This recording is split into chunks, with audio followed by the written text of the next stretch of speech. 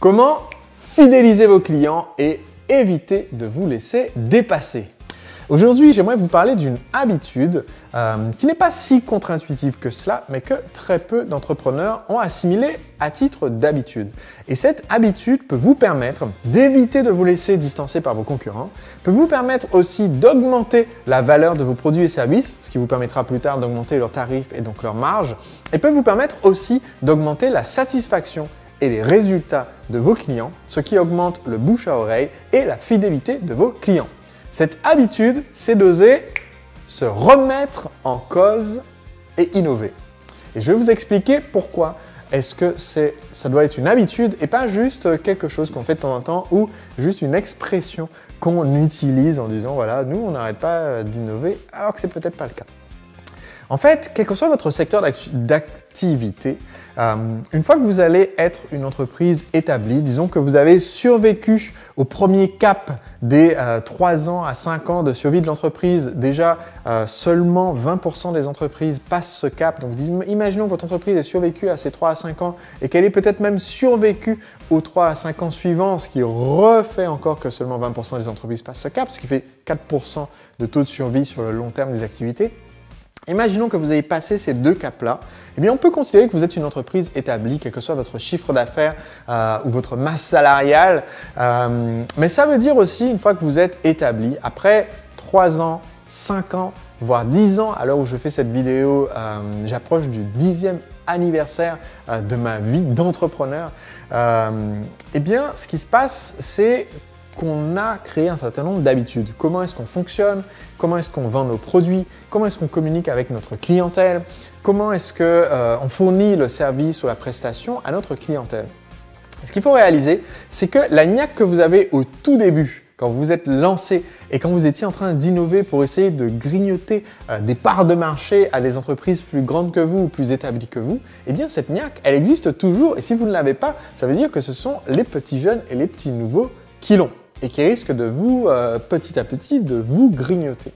Donc si vous voulez garder une longueur d'avance ou acquérir une longueur d'avance, si vous voulez que votre activité continue de se développer, il faut continuer à innover.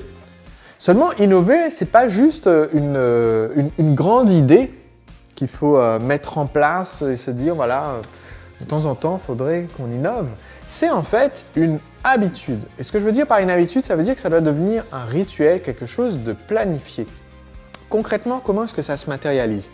Eh bien, ça veut dire avoir une périodicité, une fréquence qui soit très claire, à laquelle vous allez tout remettre en cause. Pas forcément tout chambouler, mais tout remettre en cause, tout remettre en question. Vous posez la question à intervalles réguliers. Pour certains, ça va être une fois par an. Pour certains, ça va être une fois par trimestre. Pour d'autres, ça peut être une fois par mois. Si vous êtes au tout début, il faut éviter quand même de se poser trop de questions trop souvent. Donc si vous en êtes au démarrage de votre projet, c'est bien en fait d'être dans la réflexion, mais si vous remettez tout en cause tout le temps, vous risquez quand même de ne pas avancer. Mais on va dire que au minimum une fois par trimestre me semble être un bon créneau. Et vraiment au grand minimum une fois par an. Dans mon cas, à titre personnel, je vous en ai déjà parlé dans de précédentes vidéos.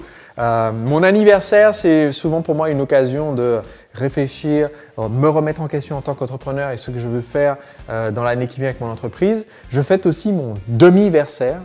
Je ne sais pas si j'ai fait une vidéo sur le demi-versaire, ça mérite peut-être une vidéo à lui tout seul, mais le demi-versaire, c'est 6 mois après mon anniversaire. Donc, étant né un 29 mars, ça veut dire que pour moi, le 29 septembre est une date importante. D'ailleurs, c'est vraiment une date importante pour moi. C'est la date à laquelle j'ai décidé que je ne voulais plus être salarié chez Unilog Logica à La Chapelle-sur-Erdre dans un boulot de bureau qui ne me plaisait plus. Donc, c'est la date à laquelle j'ai déposé ma démission pour démarrer mon entreprise. C'est la date à laquelle je devais démarrer mon entreprise, le 29 septembre 2017. Techniquement, c'était un samedi, donc en fait, elle a été immatriculée le 1er octobre. Et en fait, chaque année, du coup, ce sont 2 dates importantes pour moi à titre personnel. Et j'ajoute aussi le Nouvel An et aussi à mi-chemin entre 29 mars et 29 septembre, il y a vers fin juin, où en fait, je refais un bilan pour savoir dans quelle direction je vais et est-ce qu'il y a des choses que je devrais arrêter de faire.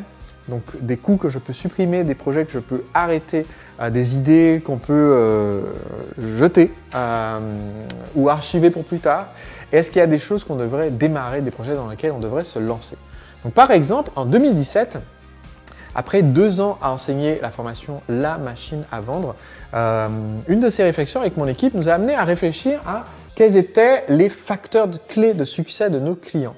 Et notre constatation, ça a été que les facteurs clés de succès de nos clients, c'est le passage à l'action. Et le fait de réellement implémenter la formation « La machine à vendre » et pas juste de regarder les vidéos. Et on a constaté aussi qu'il y avait un effet 80-20. C'est un sujet que j'ai déjà abordé dans de précédentes vidéos également, dans mes fameuses lectures du lundi, où je vous parle des 500 livres les plus importants que vous devez avoir lus en tant qu'entrepreneur. Donc si vous n'avez pas vu les vidéos de lecture du lundi, il vous suffit de vous abonner à ma chaîne YouTube. Il y a un lien quelque part sous cette vidéo. Ce que vous devez retenir, c'est que souvent, si vous vous posez cette question de comment est-ce qu'on peut améliorer ce qu'on fait et les résultats de nos clients, eh bien, il y a souvent un effet 80-20 dans les efforts que vous entreprenez auprès de vos clients. Donc 20% des efforts que vous faites amènent à vos clients 80% de vos résultats et de leurs résultats. Et ces résultats sont ceux qui créent le bouche à oreille. Donc il faut se demander quels sont ces 20% d'efforts parce que si on travaille davantage là-dessus, on va donner encore plus de résultats à nos clients. Dans mon cas avec la machine à vendre, j'ai constaté que les 20% d'efforts qui donnent 80% des résultats, c'est la création du toboggan, c'est-à-dire la première séquence de vente qu'on automatise et qui vend nos produits en automatique.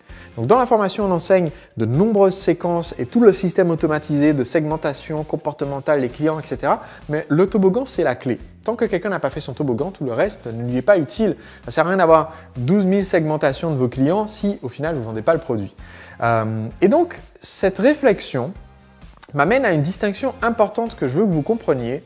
C'est que si vous voulez augmenter votre chiffre d'affaires et le bouche à oreille, vous devez augmenter les résultats des clients. Pour augmenter les résultats des clients, que vous ayez un produit, un service, que vous fassiez de la formation ou du produit physique, ou du service à la personne, ou du consulting, si vous voulez augmenter les résultats des clients, vous n'allez pas forcément dans un premier temps augmenter la satisfaction des clients. Ça, c'est très, très, très différent. Il faut que vous compreniez que ce que nous recherchons, c'est du résultat. Et ce n'est pas de la satisfaction. Je vais vous donner un exemple concret. Nous avons décidé, par exemple, dans la formation machine à vendre, dans la nouvelle session de 2017, comparée aux précédentes sessions, en fait, de donner accès aux gens à moins d'informations en leur donnant accès à ceci. Je vais vous montrer dans un instant ce que c'est. Un nouveau mode de formation qui est gamifié. Et le but, en fait, est de forcer les personnes qui suivent la formation à non seulement regarder les vidéos, mais ensuite mettre tout de suite en application. Ce qui veut dire qu'il y a des gens qui vont instantanément être moins contents parce que beaucoup de gens aiment bien le mode en fait formation magistrale. Mettre une vidéo comme ça, bon voilà, on laisse tourner la vidéo de Sébastien et pendant ce temps-là, on fait le repassage, on passe le balai, on prépare à manger, il y a la vidéo qui tourne et donc on laisse tourner toute la playlist des vidéos de formation ou alors on est dans la voiture parce qu'on a écouté l'audio et on est en mode purement didactique. Et donc, il y a beaucoup de gens qui aiment bien ça. Et moi, j'en fais partie des gens qui aiment bien le mode « Ah, on va pouvoir consommer de l'information ». Le problème, c'est que si vous mettez les pieds sur la table et vous consommez de l'information, ça ne veut pas dire que vous allez avoir le résultat parce que vous n'avez pas mis en pratique. Donc, ces personnes-là, ce que j'appelle les appreneurs, au début, vont être un peu en dehors de leur zone de confort si vous les forcez à mettre en pratique. Ça, je m'adresse là à tous ceux d'entre vous qui sont formateurs. Mais si vous vendez du produit physique, c'est un peu la même chose. Les gens, ils aiment bien avoir le produit et le mettre sur une étagère parce que ça donne la sensation qu'on a du résultat, qu'on a avancé. Si vous vendez des machines d'entraînement pour le sport, les gens, ils aiment bien avoir la machine chez eux, mais en fait, elle sert en général à suspendre des vêtements et pas à courir sur le tapis roulant ou autre, parce que voilà, on l'a acheté, on s'est senti bien de l'avoir acheté, mais on n'a pas le résultat. Donc, si vous voulez que les gens vous achètent plusieurs de vos machines, en fait, il faut les forcer à utiliser les machines qu'ils ont déjà. Comme ça, ils vont commencer à avoir des résultats, ils vont commencer à mincir ou à gagner du muscle ou qu'en sais-je, et donc, ils vont avoir envie d'acheter davantage. Dans mon cas, ça a voulu dire un projet qui nous a pris plusieurs mois pour restructurer toute la formation et créer des feuilles de route. Gamifier la formation, en fait, gamifier, ça veut dire transformer en jeu. Transformer la formation en un jeu où on avance comme sur un jeu de plateau. Ça, c'est le premier plateau de jeu de la formation. Il y en a 4 allant du début de la formation à la fin de la création de la séquence de vente du toboggan. Et en fait, pour pousser les membres à avancer et à savoir toujours quelle est la prochaine étape et comment avancer. Et ça, c'est une remise en cause profonde de la façon dont on fait de la formation aujourd'hui. Et je pense que vous allez le voir beaucoup dans l'année qui vient. À l'heure où je fais cette vidéo, nous sommes en 2017. C'est quelque chose de complètement nouveau dans ce monde de la formation en ligne, que ce soit en France ou à l'international. Et je pense qu'au fur et à mesure de cette année 2017 et des années qui vont suivre, on va voir de plus en plus émerger ce nouveau mode de formation où en fait on ne donne pas juste de l'information aux gens, mais en fait il y a une approche qui est plus ludique d'un côté, mais aussi beaucoup plus claire sur quelle est la prochaine action, quelle est la prochaine case que je dois cocher dans mon cas parce que je fais un jeu de plateau, d'autres vont peut-être faire des jeux vidéo en 3 dimensions ou qu'en sais-je. Pour moi je préfère la clarté de donner comme ça cet élément de référence qu'on peut accrocher chez soi ou avoir sur son bureau et où on coche au fur et à mesure qu'on avance. Mais donc, pour moi, c'est une remise en cause de notre monde de la formation en ligne.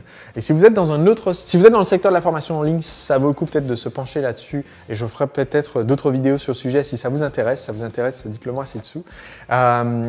Et si vous êtes dans un autre secteur que de la formation en ligne, si vous vendez du produit ou du service, eh bien, je vous invite à premièrement, posez cette réflexion aujourd'hui de comment est-ce que vous pouvez innover pour amener à votre client plus de résultats, indépendamment au début du fait que ça sorte certains de vos clients peut-être de leur zone de confort. Et deuxièmement, apprendre l'habitude d'innover. Pas juste innover une fois pour changer et essayer de faire quelque chose de différent, mais prendre l'habitude d'innover. Ce qui veut dire que je vous recommande, encore une fois, je vous ai dit, selon moi, la fréquence optimale, c'est de vous poser un point chaque trimestre. Chaque trimestre, faire le point.